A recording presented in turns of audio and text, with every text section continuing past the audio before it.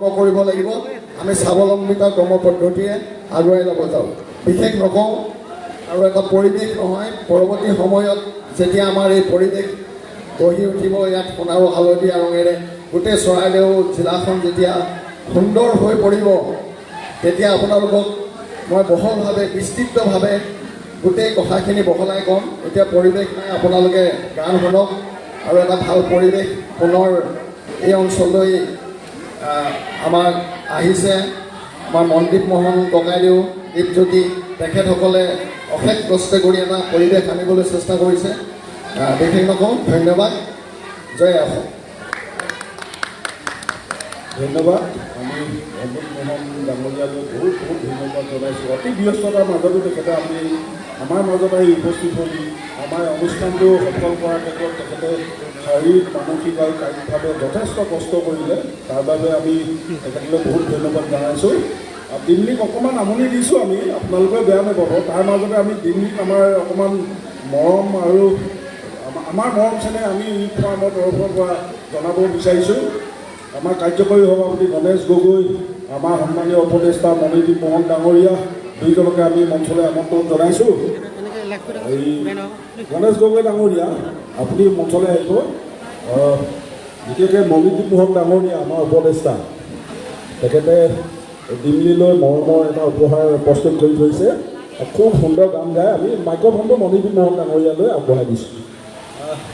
আমাৰ এগৰাকী কোনোবা ছোৱালীজনী আগবাঢ়ি যাব আগবাঢ়ক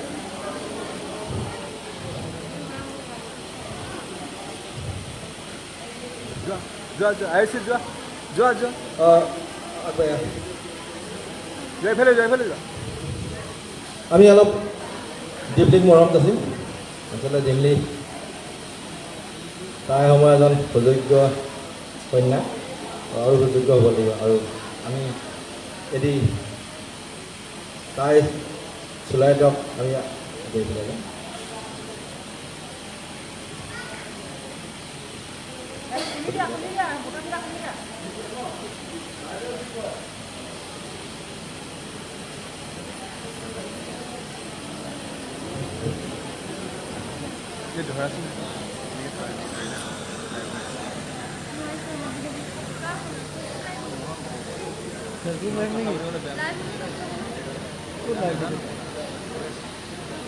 হয় লাইভ হৈ আছে হয়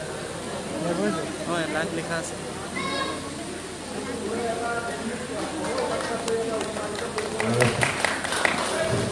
দিল্লীক আৰু ধুনীয়া দেখিব লাগিব আমি মই তাই আজি ফাৰো আগবাঢ়িছোঁ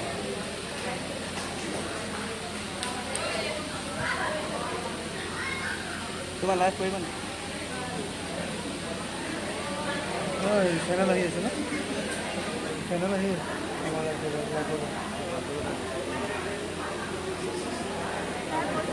মোবাইলত লাইভ কৰিম দিল্লীয়ে পুনৰ সংগীত অনুষ্ঠান চলাই যাওক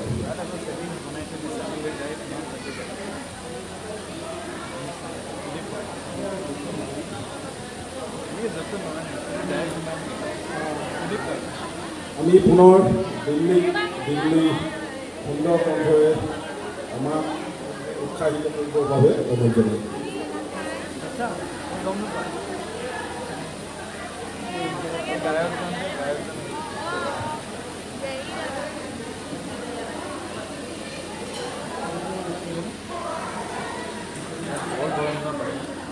বহক অলপ ডিষ্টাৰ্ব দিছে দেই নাই হ'ব একো নাই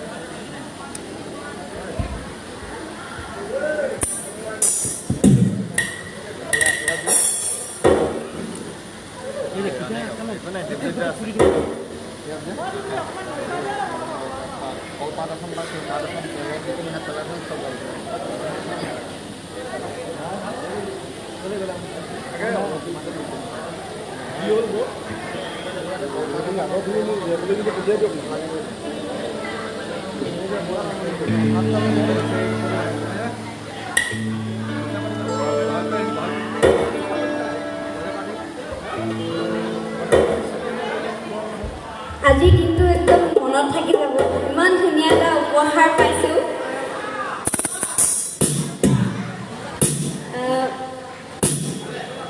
দীপাংকৰ দাই আৰু এটা তাই গাবলৈ কৈছে বজাই ভাল লাগিছে বোলে তাই অকণমান গাই দিছে